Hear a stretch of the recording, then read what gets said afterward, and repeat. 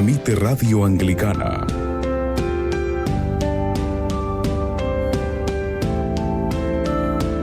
...24 horas...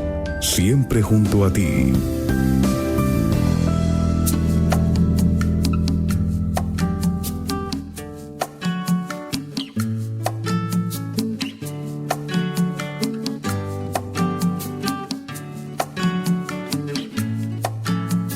Lámpara es tu palabra para mis pasos, luz en mi sendero. Lámpara es tu palabra para mis pasos, luz en mi sendero. Luz, tu palabra es la luz. Luz, tu palabra es la luz. Buenas tardes, queridos hermanos, hermanas oyentes de Radio Anglicana, la radio de la Iglesia. Bienvenidos a una emisión más de su programa La Palabra Hoy. Con nosotros el reverendo Juan María Tellería. Bienvenido, Juan María. Hola, muy buenas tardes, muy buenas noches a todos nuestros queridos amigos y hermanos radioyentes, por supuesto, también al reverendo Noel, director de nuestro programa, y a los equipos que están ahí trabajando con él. Como siempre, un gran privilegio el poder estar aquí con todos vosotros. Totalmente. Palabra es la luz. Luz. Bueno, después de haber pasado la semana anterior el cumpleaños de nuestro querido Juan María, que aprovechamos también para volverle a felicitar.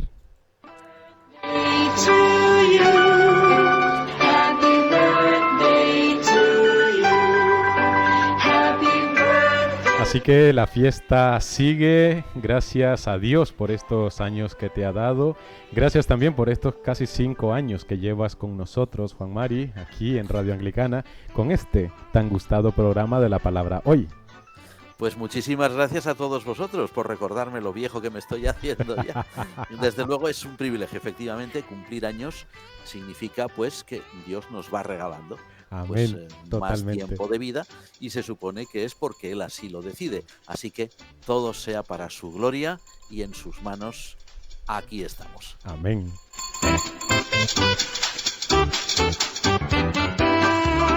También estas semanas, sobre todo la semana anterior, ha sido una semana de celebraciones también, porque junto este servidor y el reverendo Juan María también cumplíamos 8 años de haber sido incluidos en el orden de los diáconos y 7 años de haber sido ordenados como presbíteros. Así que también felicitémonos, Juan Mari. ¡Felicidades, Juan Mari! Felicidades, Noel.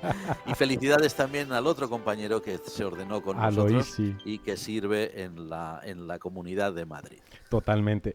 Y una cosita más, y es que pues es un honor haber compartido primeramente el tiempo de ordenación con el reverendo Juan María, con el reverendo Aloisi, y también en nuestra ordenación de diácono habían ordenado al reverendo Javier Bayaz, que es el que dirige, para los hermanos que nos escuchan, es el que dirige la píldora de los viernes, que él también hace 8 años como presbítero.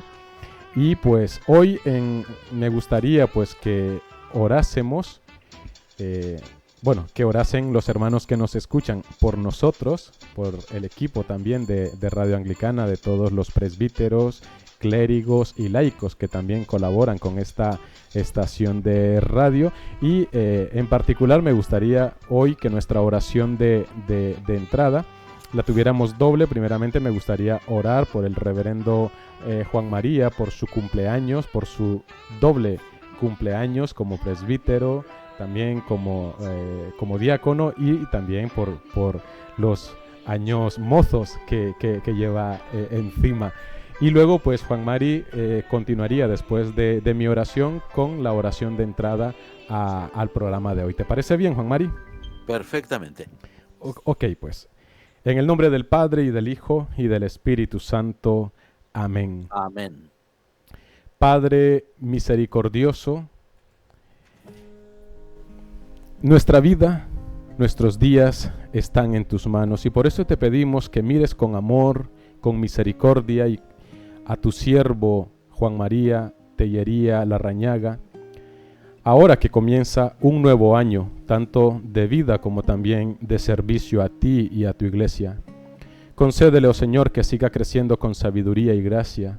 Fortalece su confianza en tu bondad todos los días de su vida. Fortalécele también cuando permanezca en pie. Consuélale cuando se sienta desanimado o triste por las dificultades y las historias que se nos atraviesan en nuestro día a día. Tómalo de la mano y levántale si cae. Y sobre todo que permanezca en su corazón todos los días de su vida la paz que excede a todo entendimiento mediante nuestro Señor y Salvador Jesucristo. Amén. Amén.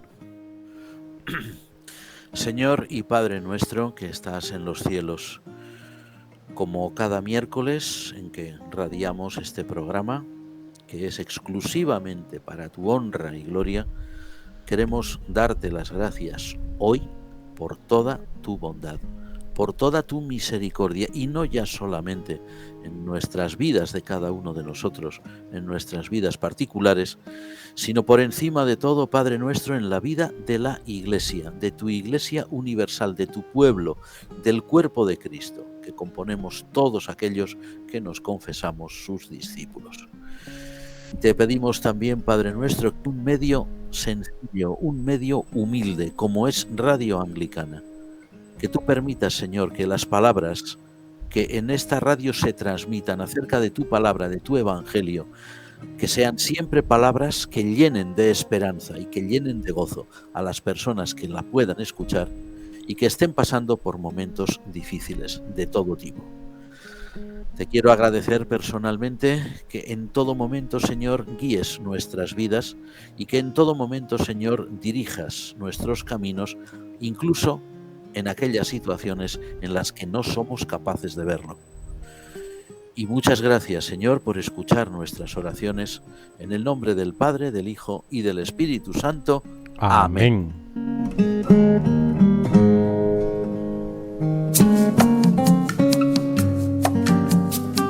Bueno, como hemos anunciado a nuestros hermanos a través de las listas de entrega del WhatsApp de Radio Anglicana y de la parroquia de San Andrés, hoy pues iniciamos esta segunda parte del estudio, de las reflexiones en torno al libro de los Números.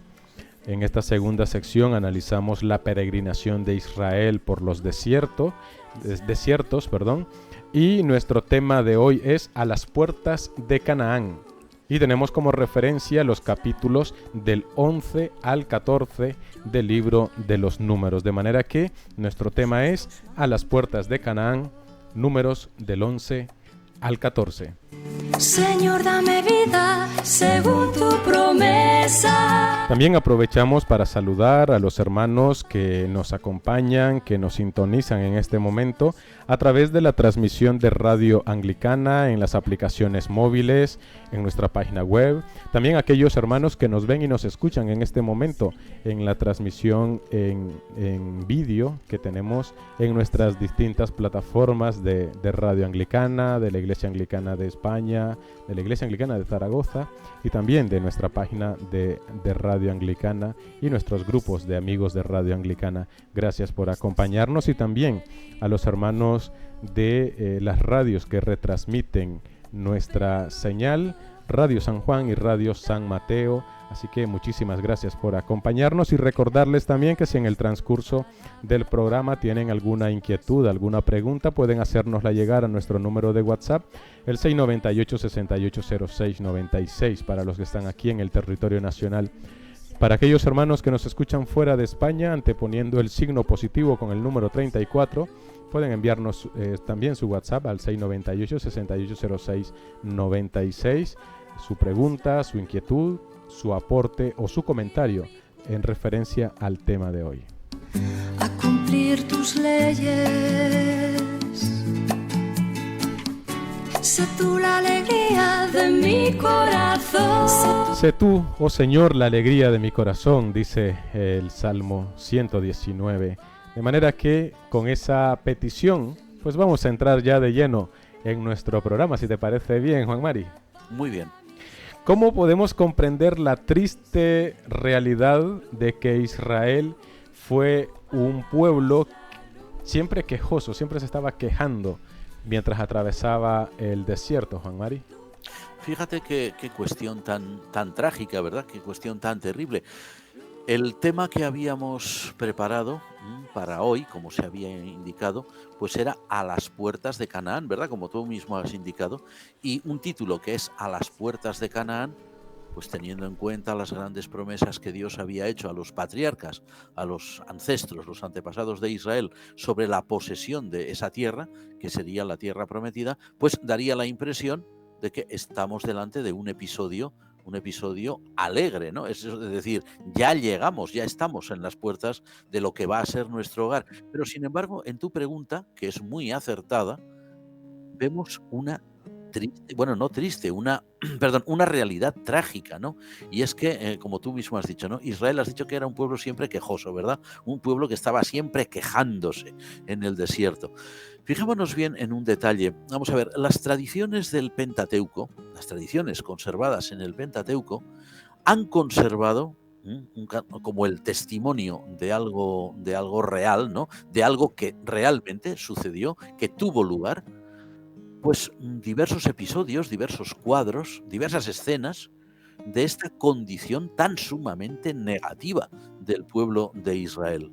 E incluso, como hemos dicho muchas veces, aunque la redacción de estas tradiciones del Pentateuco, ¿no? Del libro de los números, por ejemplo, ¿no?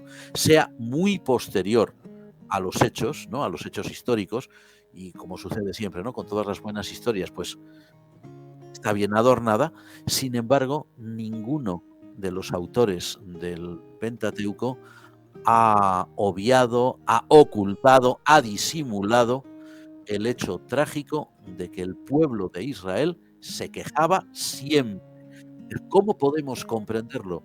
Pues es muy difícil llegar a comprender realmente hasta qué punto aquel pueblo era ingrato, ¿no? O hasta qué punto aquel pueblo era desagradecido para con su Dios, ¿no? A ver, la presencia divina, por muy patente que fuera, y estaba con ellos, según nos dicen las tradiciones sagradas de Israel, esa presencia divina nunca anula, nunca aniquila, ¿no? La realidad humana. Al contrario, siempre la realza, tanto en lo que tiene de positivo como en lo que tiene de negativo, ¿no? Ahora, la cuestión es esta.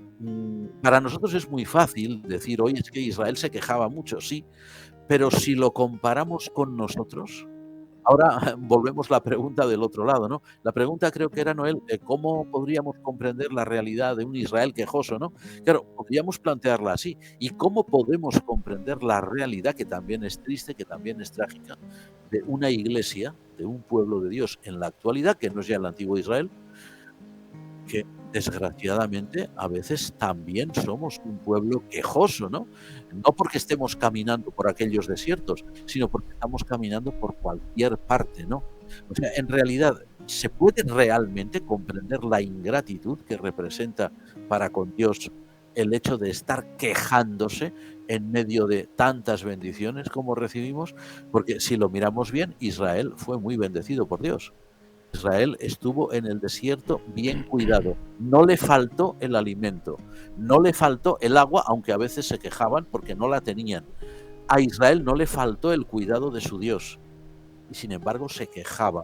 Esto a nosotros nos tendría este pasaje, estos pasajes, estos capítulos que has mencionado, números 11 al 14, a nosotros nos tendrían que obligarnos a un replanteamiento de nuestra propia existencia como creyentes. A ver, nosotros en el mundo en que vivimos, ¿no? En nuestro tránsito, en nuestra peregrinación por este mundo, ¿por qué a veces tenemos como cristianos, no siempre, pero a veces, una tendencia a ser negativos, a ver todo de forma negativa, a estar descontentos con nuestra situación, como si, en fin, todo fuera trágico, todo fuera horrible? Es cierto que pasamos todos por problemas, por tribulaciones de muy distintas clases, pero también debemos ser conscientes de la presencia de Dios que está ahí y de sus bendiciones que también están ahí. ¿Cómo se puede comprender la triste realidad de Israel, del antiguo Israel? ¿Cómo se puede comprender la triste realidad nuestra? Son preguntas que tú lo has planteado muy bien y están siempre ahí, siempre pendientes, ¿no? Es muy difícil explicar por qué Israel era así, pero no porque fueran un pueblo particular en este sentido, sino por qué somos así los seres humanos. Peor aún, ¿por qué somos así los creyentes, que se supone que tendríamos que tener otro horizonte, otro prisma, ¿no? Para contemplar la realidad o las realidades de este mundo, ¿no? En fin, una pregunta que siempre estará ahí y que entiendo yo personalmente que la lectura de estos capítulos a mí mismo como creyente me obliga a replantearme ¿y tú qué haces? Porque juzgar a Israel es muy fácil, pero ¿y qué haces tú? Siempre estaremos dando vueltas al mismo tema y probablemente con las mismas reflexiones. Bueno, hasta ese punto lo podemos entender, creo, ¿no? Pero no sé si te ha pasado a ti, Juan Mari, si lo has visualizado, me imagino que sí, lo he visto yo. Muchas veces las personas, por ejemplo, tienen un pensamiento, por así decirlo, erróneo de sus líderes, de sus pastores, ¿no? O sea, el pastor no tiene que tener una crisis de fe, el pastor no puede pasar depresiones, el pastor no puede quejarse de Dios, no puede enfadarse con Dios, no puede reclamarle a Dios en plan, oye tú, ¿sabes? Pero si casi comprendemos la situación del pueblo que siempre estaba quejándose, por mucho que el Señor hacía, siempre se quejaban, nos encontramos también con Moisés. Moisés ya en el libro en el Éxodo, en el segundo libro de Moisés, ya empieza a quejarse. Llega un momento que le dice, oye, que yo no te pedí que me pusieras al frente de ese pueblo. ¿Cómo entonces podemos comprender la actitud de Moisés, que también se pone casi a la misma altura del pueblo, quejándose continuamente? Sí, mira, eso que has dicho es muy cierto, ¿no? Que a veces hay personas que tienen en las congregaciones, en las comunidades cristianas, la idea errónea de que el pastor no puede caer en procesos depresivos, el pastor no puede estar enfermo, el pastor no se puede desanimar. Estas personas deben tener una idea muy equivocada, ¿no? El pastor no es Superman, el pastor es un ser humano normal y corriente. Fijémonos bien en un detalle en relación con Moisés, precisamente la figura de Moisés, muy bien atinado, ¿no? Esto de las quejas de Moisés. Es que es cierto, ¿no? Fijémonos bien que los relatos de la Biblia, especialmente en el Antiguo Testamento, en el Nuevo también, pero estamos en el Antiguo, los relatos de la Biblia tienden siempre a presentar a sus figuras, sus grandes figuras humanas, vamos a decir así, a sus protagonistas humanos, ¿cómo diríamos? Pues como lo que realmente son. Es decir, seres humanos. Más aún, seres muy humanos. Fijémonos bien que las Sagradas Escrituras, al contrario de lo que sucede con otras literaturas antiguas, las Sagradas Escrituras no conocen lo que nosotros llamaríamos narraciones heroicas, es decir, narraciones protagonizadas por héroes, ¿no? Pensemos, por ejemplo, en el ciclo de Heracles, del ciclo de Hércules, ¿no? Heracles o Hércules, Heracles griego, Hércules en latín, pues de este gran héroe de la Grecia clásica, ¿no? No hay ciclos de héroes, e incluso lo más parecido en el Antiguo Testamento al ciclo de Hércules o de Heracles sería el ciclo de Sansón, el gran juez de Israel, pero sin embargo Sansón aparece como un ser muy humano, lleno de defectos, pues que cae, que se tiene que volver a levantar, que Dios está siempre con él, porque si no, no podría salir adelante. Lo mismo le sucede al pobre Moisés. Y decimos el pobre Moisés por una razón. Moisés es alguien que sin pretenderlo, como diríamos en una expresión muy castiza de aquí de España, que supongo que también se dice en otros países hermanos, ¿no? Sin comerlo ni beberlo, el pobre Moisés un día se encuentra enfrentado y confrontado a la realidad de un pueblo que es difícil, que es ingrato, un pueblo que es siempre, pues un pueblo que nunca está contento con nada, un pueblo permanentemente descontento, lo que hemos visto, ¿no? Un pueblo, habías dicho tú, quejoso. Sí, pues el pobre Moisés se enfrenta a esa realidad y eso es una carga impuesta sobre sus hombros. Y claro, el hecho de que Moisés, pobre, se queje, y las quejas de Moisés sí aparecen, como muy bien dices tú, ¿no? Desde el libro del Éxodo, pero no es esa queja permanente, constante que tiene Israel. El hecho de que el pobre Moisés muestre de vez en cuando, al menos en los relatos tal como nos han llegado, y eso sin duda alguna se refiere a tradiciones que venían ya de muy antiguo, que recordaban que el pobre Moisés pues también había estallado en algún momento, es que era humano. Pero fijémonos bien, bueno, es al menos mi opinión particular, ahí no estamos pontificando de nada, es una opinión como cualquier otra y vale lo que cualquier otra. Para mí el hecho de que Moisés se queje por esa carga impuesta, que se queje de las quejas de un pueblo que siempre es ingrato, que se queje del mal espíritu que tiene ese pueblo, de su forma negativa de concebir su propia existencia, el camino que tiene delante, de su olvido sistemático de las bendiciones de Dios, no hace, para mí personalmente, no hace del pobre Moisés lo que diríamos una figura negativa, ¿no? Al contrario, la hace humana. No es Moisés el gran héroe, el superhombre que está ahí, que todo lo puede, que con su cayado y con todo lo que tuviera, pues es capaz de mover montañas, de abrir mares. No. Moisés es alguien como el común de los mortales. Fijémonos que este tipo de relatos donde se habla de las quejas de Israel y también sobre todo de las quejas por fin del pobre Moisés que no puede más, que estalla, que dice hasta aquí ya he llegado, no aguanto más, esto es demasiado para mí. Además pensemos que Moisés no era un chico jovencito, era ya un hombre de edad muy avanzada. Pues este tipo de relatos, si los vemos enteros, no solamente una parte, todo el relato completo, vamos a ver que estos relatos lo que hacen hincapié no es en el aspecto negativo ni del pueblo ni de Moisés, no en las quejas que están ahí evidentemente, sino que sobre todo se pone el acento, vamos a decir así, en la, en la misericordia, en la benevolencia de Dios para con ese pueblo y para con su dirigente, no en su presunta y supuesta perfección que no la tenía. Moisés no era perfecto, era un hombre como todos los demás. Israel no era perfecto, era gente como todos los demás. El relato hace hincapié en la misericordia divina, no en el hecho de que aquellos seres humanos fueran algo heroico superior al resto de los mortales, sino en el hecho de que Dios es bueno, Dios es grande, Dios es misericordioso.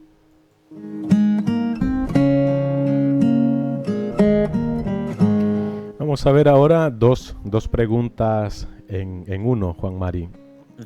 Después de la lluvia de codornices que Dios manda a su pueblo, ¿cuál fue el motivo que luego Dios enciende? Dice que se enciende la ira de Dios. Y la otra es, Aarón y María pretenden iniciar una revuelta contra la autoridad de Moisés o hacer que el pueblo pues medite y analice las leyes que Moisés daba. ¿Qué pasó ahí?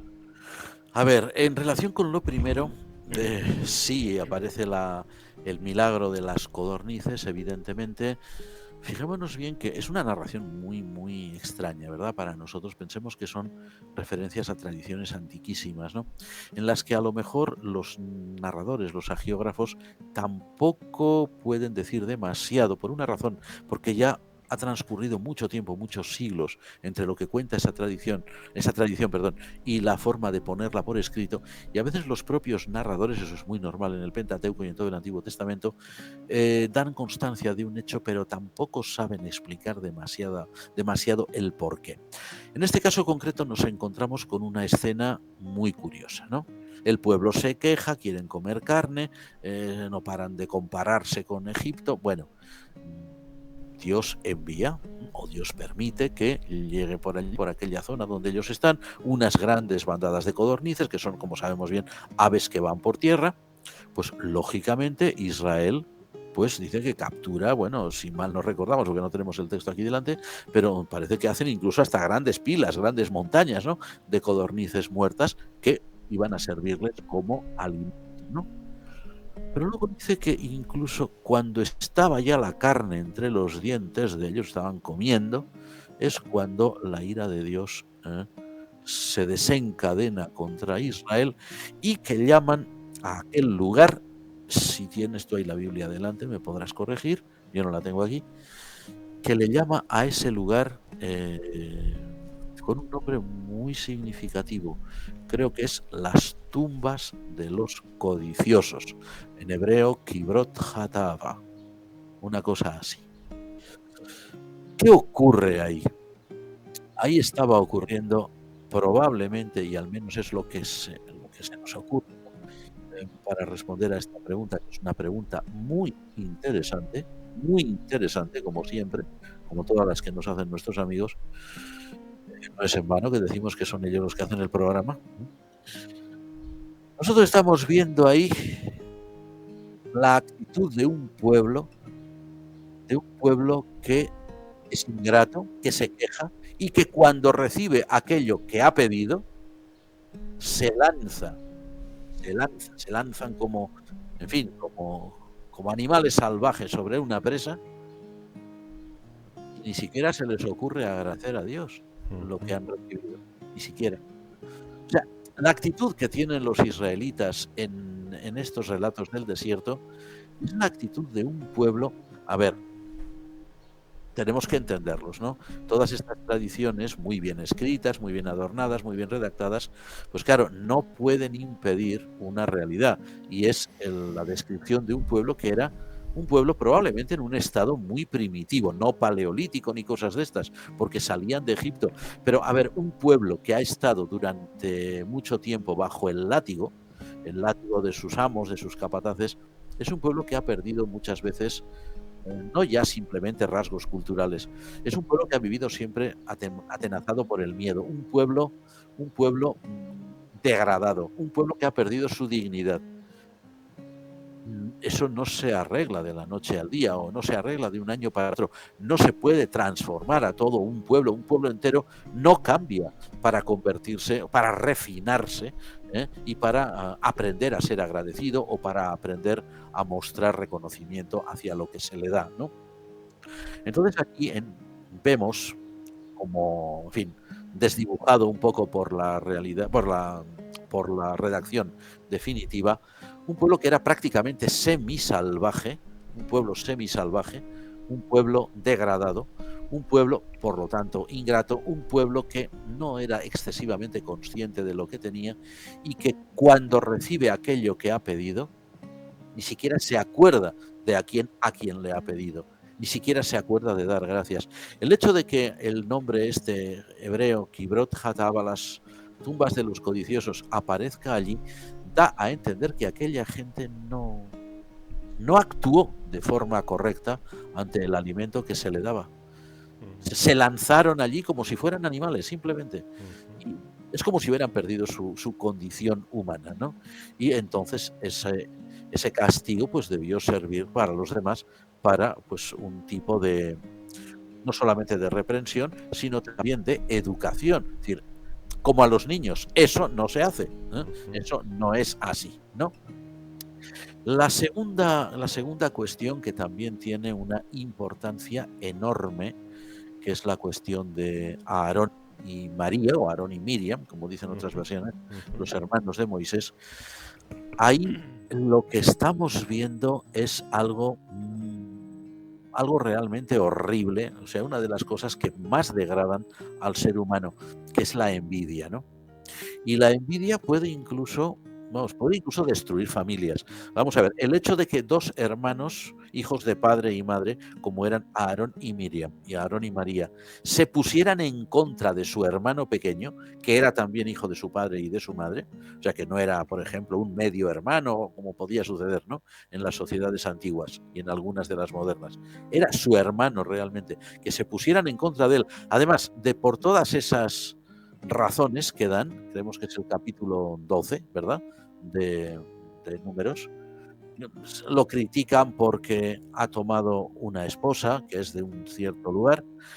Lo critican también porque dice, ¿acaso Jehová solamente ha hablado por él? ¿No ha hablado también por nosotros?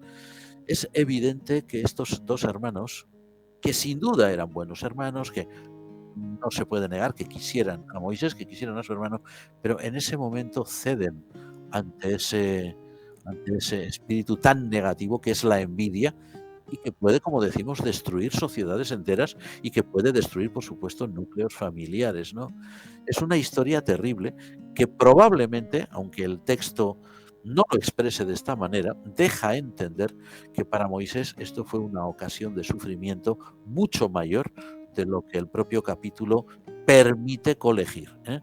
Para Moisés debió ser terrible ver que sus propios hermanos, a los que él sin duda quería, se ponían en contra de él. Es una cuestión de pura envidia, pero mucho cuidado con ese espíritu. El espíritu de la envidia, y todos lo hemos visto en alguna ocasión, el espíritu de la envidia es algo que destruye, como digo, no solamente familias, sino puede incluso destruir naciones enteras. Muchas guerras que ha sufrido este mundo, muchas guerras, demasiadas, se han suscitado por envidia.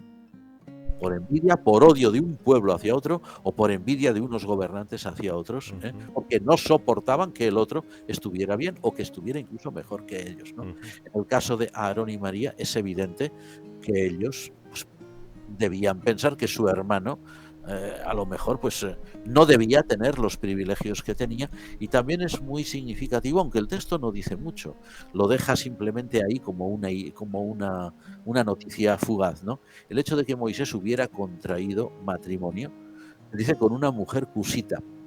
Una mujer cusita no es una mujer hebrea, una mujer cusita es una mujer etíope, lo que significa que ni siquiera era de raza blanca. Probablemente era africana, de raza negra. Había rechazo por parte de estos dos hermanos hacia lo que había hecho su hermano, porque consideraban que estaba quizás pues violando un mandamiento o una conciencia tribal y que estaba pues por decirlo así desviándose del hecho de que el pueblo de Dios debía ser un pueblo puro, un pueblo que no se mezclara con los demás. No dice el texto eso, pero sí que habla de esa crítica, porque Moisés se había casado con una mujer extranjera, ¿no? Es lamentable, sea como fuere, es lamentable. Rápidamente, Juan Mari, y yo a la hora de la reprensión que hace Dios a Miriam, a María y a Aarón, ¿por qué fue más duro el castigo para María, para Miriam, y no igual, del mismo modo también para Aarón? ¿Esto tiene que ver algo con el aspecto cultural de la época en la que fue escrito o no? Bueno, la cuestión es que, a ver, hay muchos comentaristas judíos y también cristianos que han dicho que el castigo cayó sobre Miriam por una razón, y es que Miriam probablemente fue la instigadora del problema. Fue la instigadora incluso para con su hermano Aarón en contra de Moisés. Eso es lo que han dicho algunos comentaristas judíos y también cristianos. Por otro lado, se puede pensar una cosa. De Miriam se dice que era profetisa. De Aarón no. De Aarón se dice que era el sumo sacerdote de Israel. Pero Miriam, al ser profetisa, hay quienes han apuntado por ahí, algunos comentaristas, que la responsabilidad que la responsabilidad que tenía Miriam como transmisora de la palabra directa de Dios, de la palabra directa de Yahvé, de Jehová para con el pueblo de Israel, Aarón no la tenía. Aarón tenía la responsabilidad de oficiar los ritos sagrados, que era importantísimo, pero es que su hermana era vocera de Dios. Entonces, claro, si una persona que es vocera de Dios se rebaja a algo tan vil, tan despreciable, tan indigno, como es la envidia y la instigación por envidia contra otra persona, estaba cayendo realmente muy bajo y estaba rebajando el propio oficio profético que representaba. Esta es la razón por la que dicen que el castigo cae sobre todo, ¿no? Ok.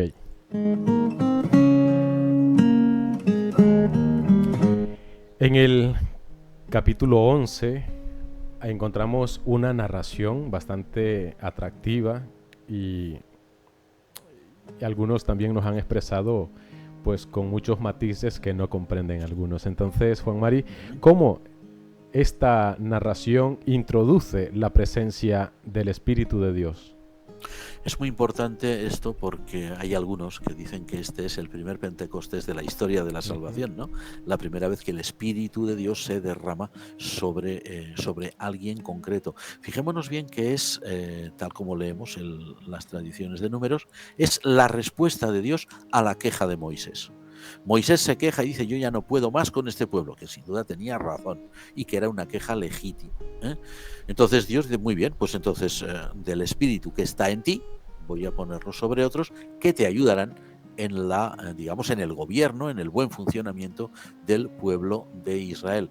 Y fijémonos que es una historia muy, muy significativa, ¿no? Y hasta simpática, porque se habla de 70 ancianos que son convocados en el tabernáculo, pero hay dos, incluso se dice el nombre de ellos, uno se llama Eldad y otro se llama Medad, ¿no? Pero por alguna razón que no se indica, no acuden a esa reunión. Pero sin embargo, el Espíritu Santo sí, o el Espíritu de Dios, mejor dicho, sí que va a derramarse sobre ellos, porque el Espíritu de Dios en este episodio, que como decimos es la primera vez que se manifiesta como tal en toda la historia de la salvación, el Espíritu de Dios es aquel que permite a los hombres discernir, bien dicho así, las realidades que van más allá de lo evidente, y ese Espíritu actúa para consagrar, actúa para apartar a quienes han de servir al pueblo, ¿eh? Han de servir al pueblo. Y dice también un detalle muy importante, dice que les hizo profetizar. Cuidado, esto no se debe entender de una forma extraña. A veces ha habido personas que dicen: ¿pero qué ocurre que empezaron a hablar sobre el futuro? No. Profetizar significa, en el lenguaje general de la Biblia, significa manifestar con palabras, que Dios quiere exhortar y Dios quiere dirigir, y sobre todo que Dios quiere consolar al pueblo. Probablemente lo que hicieron estos 70 ancianos, Eldad y Medad incluidos, lo que pasa es que Eldad y Medad lo hicieron en el campamento donde estaban, porque no se habían presentado ante el tabernáculo, y los otros, los 68 restantes, en el tabernáculo comenzaron sin duda a exhortar al pueblo, probablemente a la fidelidad, a ser obedientes a la voluntad de Dios, a tener confianza en que Dios dirigiría a su pueblo, y lo hicieron de una forma muy llamativa, conforme al estilo oriental, que hizo que enseguida se viera que estaban profetizando, ¿no? Es decir, que la presencia del Espíritu de Dios por primera vez en el pueblo de Dios, que es Israel, es, vamos a decir así, la respuesta a una oración, ¿eh? Eso de no puedo más, ayúdame, la palabra de Moisés, la respuesta de Dios es: he tomado de tu espíritu y se lo he puesto a 70 que te ayudarán, ¿eh? Es decir, no es decir ya te eximo de toda responsabilidad, sino tendrás 70 ayudantes, que nosotros podríamos decir: bueno, eso es muchísimo sin duda, pero en fin, no sería una labor fácil para ellos, ¿no? Tendrían que colaborar con Moisés para la buena marcha del pueblo de Israel. Una gran responsabilidad. Era necesario que el Espíritu de Dios se manifestara en este sentido. Una pregunta que me surge ahora mientras te escuchaba y estaba aquí dándole una revisada a la escritura. Estas 70 personas no eran de la tribu sacerdotal, ¿o sí? No lo sabemos. Sí, porque no lo dice. No Así lo dice. que igual pues habían a lo mejor había alguno. Ajá, a lo mejor habría alguno. Pero cuando en estos casos la Biblia no dice nada, eso quiere decir que no había recuerdo no había quedado en la tradición de dónde procedían, ¿no? Ahora, una cosa está claro, eran del pueblo, 70 ancianos dentro del pueblo. Puesto que 70 es un número que simbólicamente hablando tiene un sentido muy importante de perfección, ¿verdad? Del pueblo de Dios, de algo terminado, de algo completo, pues no sería extraño que alguno de ellos fuera levita. No sería extraño. Ahora, como no lo sabemos, ni tan solo sabemos si Eldad y Medad formaban parte de la tribu de Leví o de cualquier otra, es que no lo dice, ¿no? Sí. Ahora, para escoger a personas que gobernasen todo el pueblo de Israel junto con Moisés, lo más lógico, al menos desde nuestro punto de vista, claro, sería pensar que Dios tiene en cuenta gente de todas las tribus, ¿no? Porque Sí. si uno va a gobernar o va a co-gobernar, pues lo normal es que represente a una parte de Israel. Es muy posible que hubiera levitas, pero es que Sí, claro, no. sí, esto me recuerda a cuando nuestro Señor envió, ¿no? Aquella gran cantidad de Mm, discípulos también sí, a predicar, que si los envió serían apóstoles también, podríamos claro. llegar hasta pensar los 72 que, Ujú, que suele enviar. Es una similitud y se me ocurría hace un poco. Volviendo a la pregunta anterior, Juan Mari, ¿podríamos nosotros, cuando se habla de que mm. quitaré de tu espíritu para darle a estas 70 personas que te ayudarán, ¿podríamos nosotros relacionar a ese espíritu que Dios quita, pone, da, transmite? ¿Podríamos decir que es el Espíritu Santo? Ujú. Es una de esas preguntas difíciles. Vamos a... Bueno, a ver, aquí hay dos cosas, y las dos tienen su importancia. Tenemos que tener en cuenta que el Antiguo Testamento se escribe todo él en un momento en que la noción que tenemos los cristianos de la Santísima Trinidad no existía. O sea, era imposible imaginarlo, ¿no? Jamás ningún israelita, no ya por un estado primitivo de su fe o de su vivencia, sino incluso ni siquiera los profetas que pudieran desarrollar, como de hecho hicieron la teología más sublime de todo el Antiguo Testamento, ni siquiera ellos podían imaginarse una pluralidad personal en Dios. De hecho, cuando en el Antiguo Testamento se habla de el Espíritu de Dios, o a veces dicen el espíritu de Jehová, Reina Valera, la versión Reina Valera, o el espíritu de Yahvé, o el espíritu del Señor. Bueno, pues la palabra que se emplea ahí, la palabra Ruach, Ruach Elohim, Ruach Adonai, en fin, como se quiera, ¿no? Decir o traducir, bueno, pues no habla, no está haciendo, en ese contexto concreto, no está haciendo alusión a una supuesta persona de la divinidad, porque quienes escribieron eso no tenían esa noción, ¿no? ¿A qué se referían? Pues teniendo en cuenta un poquito cómo sería el medio vital, ¿no? De cuando se escribe el libro de los números y en la medida de lo posible el medio vital de esa tradición que surgió a partir de ese hecho, que eso ya es muchísimo tiempo más atrás, ¿no? Bueno, pues a ver, pues podemos entender que lo que quieren decir es una especie de poder de Dios activo, ¿no? Que es lo que significaba para ellos espíritu. Para los antiguos hebreos el espíritu se identificaba con el viento, ¿no? Pero no con un airecito que pasa, no, sino con un viento fuerte, un viento desatado, como esos vientos que hay en los desiertos, ¿no? En los desiertos orientales o en los desiertos de cualquier parte del mundo, ¿no? Porque es una fuerza que siempre impresiona al ser humano, frente a la cual se tiene que guarecer, se tiene que proteger. Bien, para ellos significaba algo así, ¿no? Entonces, cuando leemos ahí, en ese contexto histórico y el de la tradición escrita, que Dios pone su espíritu sobre estas personas, o lo toma de Moisés y lo pone allí, quiere decir que pone una parte de su poder. Una parte de su poder en ese sentido.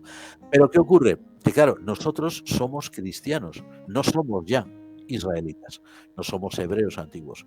Y nosotros cuando leemos la Biblia, es inevitable, nosotros la leemos desde nuestra óptica, ¿eh? Desde nuestra óptica como cristianos. Entonces nosotros como cristianos hemos aprendido, y no está mal, no es incorrecto, hemos aprendido a leer en el Antiguo Testamento anticipaciones de lo que va a suceder en el Nuevo.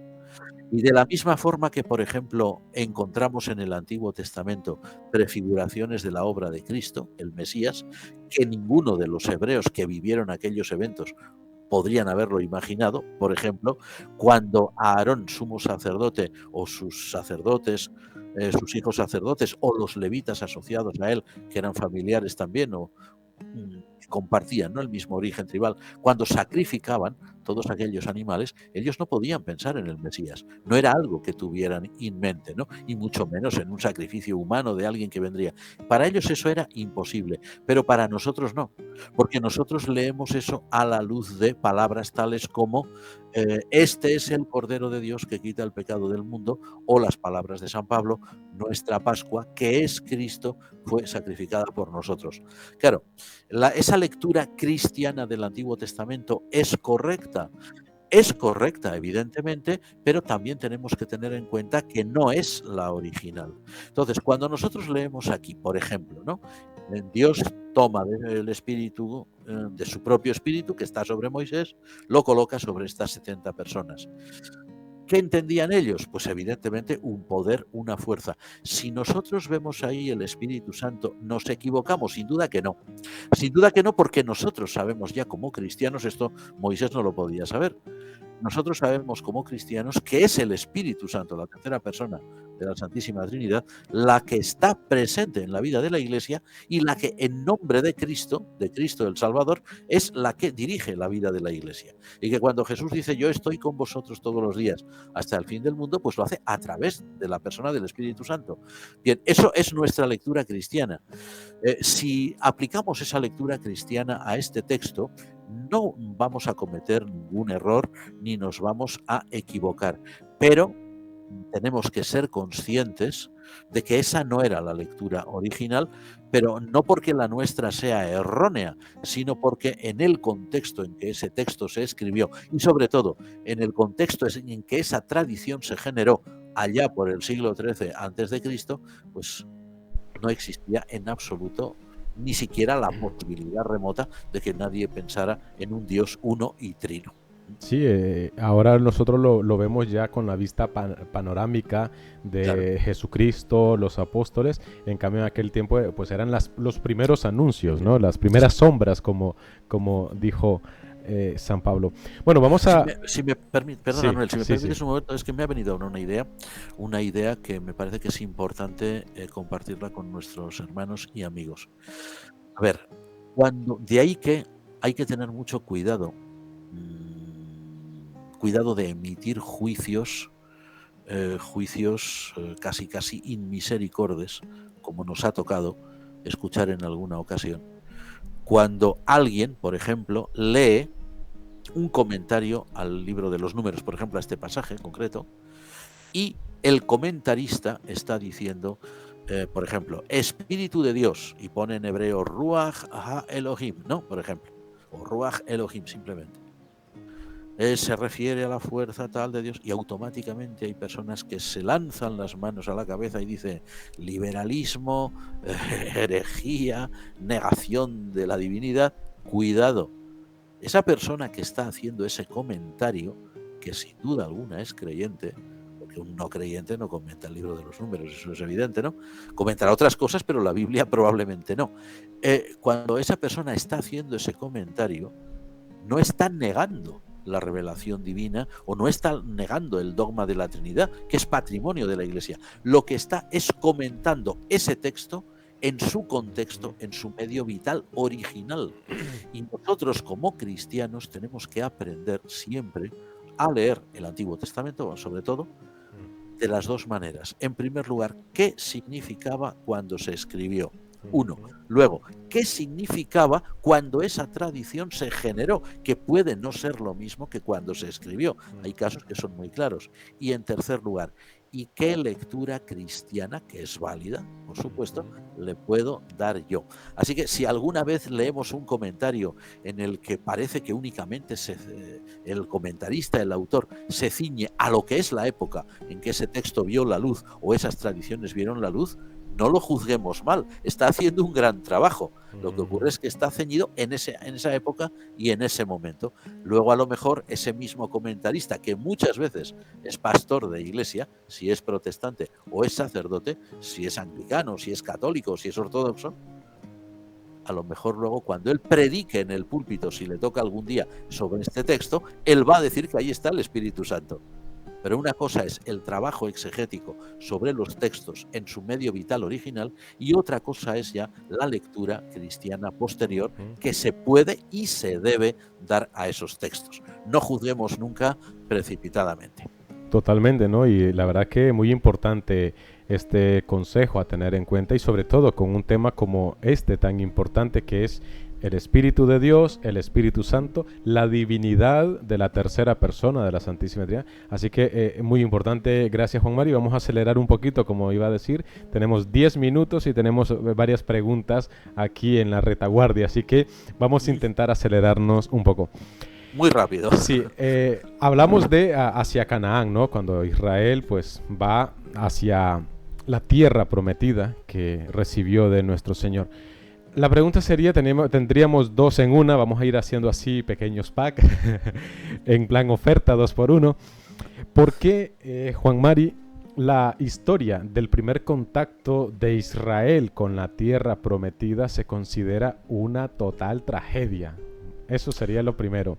Y lo segundo sería, ¿por qué el papel de los espías?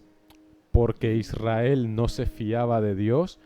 O, bueno, lo que me dice Dios está bien, pero por si acaso voy a mandar espías, en plan estrategia militar. ¿Qué podemos decir, Juan Mari? Muy rápido, tú has dicho una palabra clave, estrategia militar. Tenemos que tener en cuenta que las tradiciones de la historia del antiguo Israel son las tradiciones que se refieren a una nación tribal, a un conjunto de tribus, lo que luego llamarán algunos con una palabra muy bonita, la anfictionía, es decir, ese pacto que hace de las tribus un solo pueblo.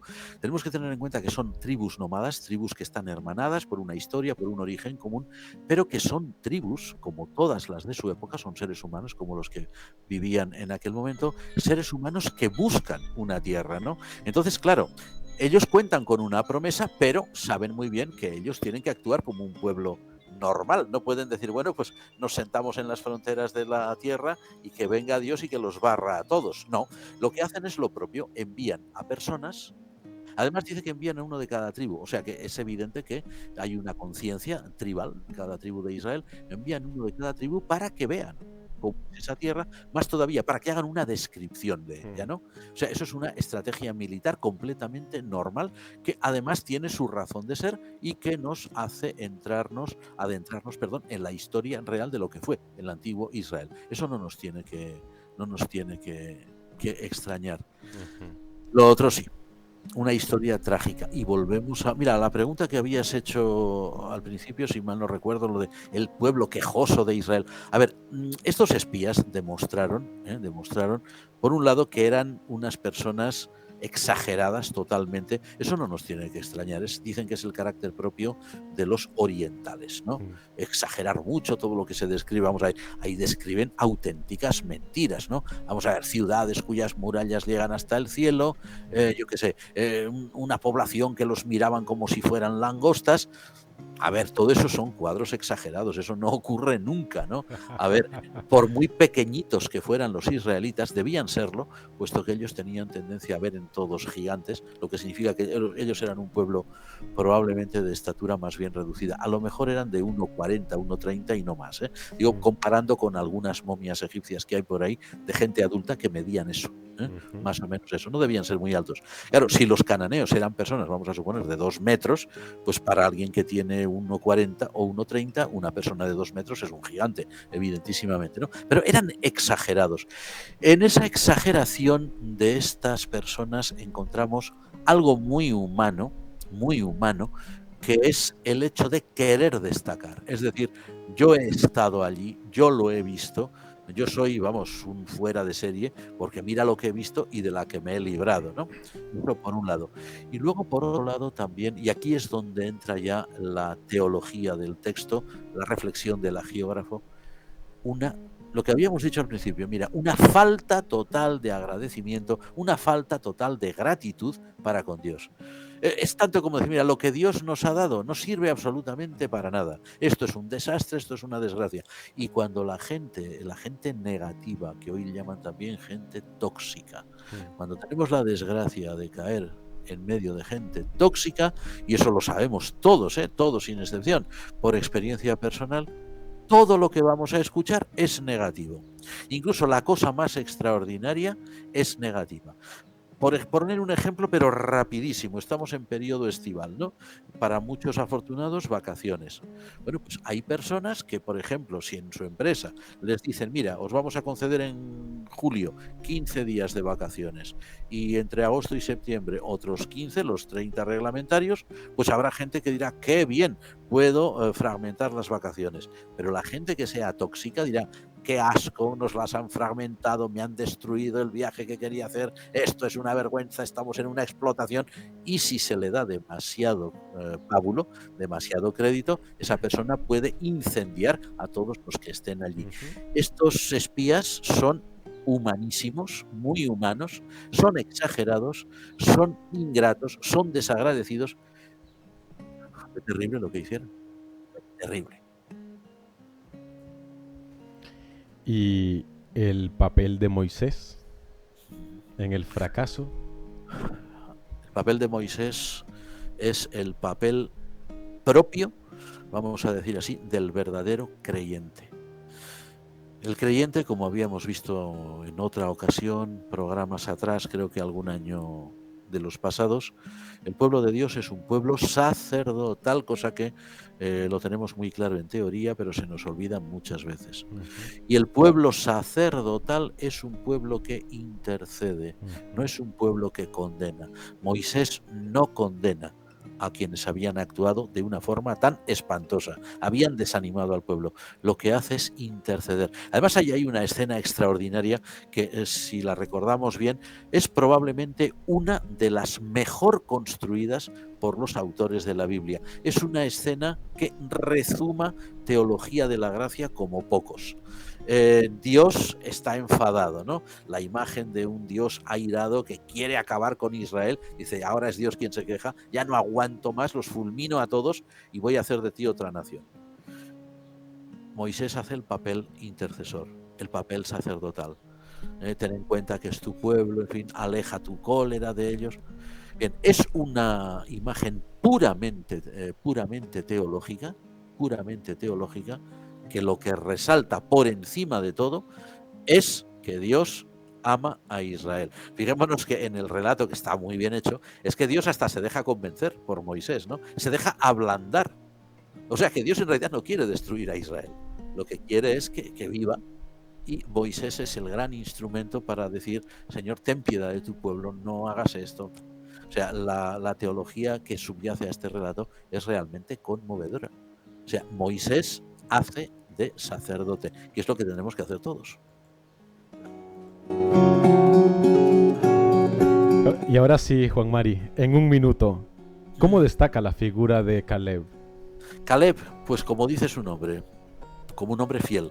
No sé si todos los hermanos y amigos que nos escuchan lo saben. La palabra Caleb en hebreo, lo mismo que su equivalente árabe, kelb, significa perro. Pero cuidado, no perro en el mal sentido que a veces tiene en castellano de insulto, desprecio, eres un perro, ese es un perro. No. En el sentido de fiel. El animal que está con el ser humano, el animal que acompaña, el animal que es obediente.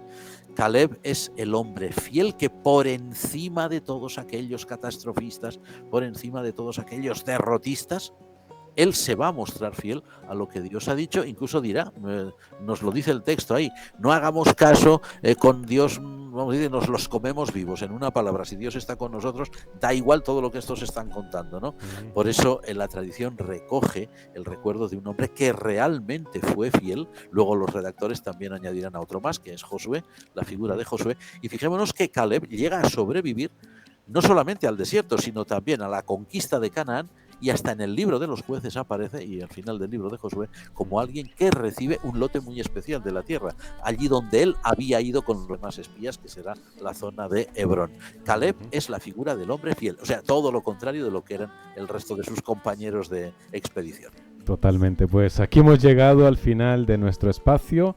Gracias, Juan Mari. Me gustaría finalizar con un comentario que nos ha enviado una radioescucha. Dice: a pesar de la rebelión del pueblo en estos capítulos, lo mejor que nos ha quedado es en el capítulo 14, versículo 18. El Señor tardo para la ira y grande en misericordia. Palabras que seguimos creyendo hoy. Mejor no se puede resumir. Amén. Así No se que puede resumir. muchísimas gracias, Juan Mari. Gracias, queridos oyentes de Radio Anglicana. También gracias a Radio San Juan, Radio San Mateo, por escucharnos, por retransmitir nuestra señal, y también a los hermanos que nos han acompañado a través de las distintas plataformas. Dentro de 8 días seguimos con más del Libro de los Números. Alabado sea Jesucristo. Amén. Amén. Mi vida, Señor, está siempre en peligro.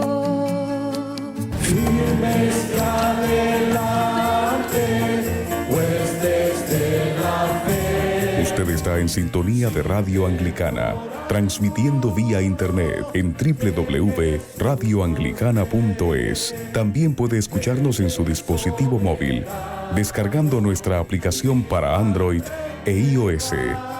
Radio Anglicana, la voz de la Iglesia.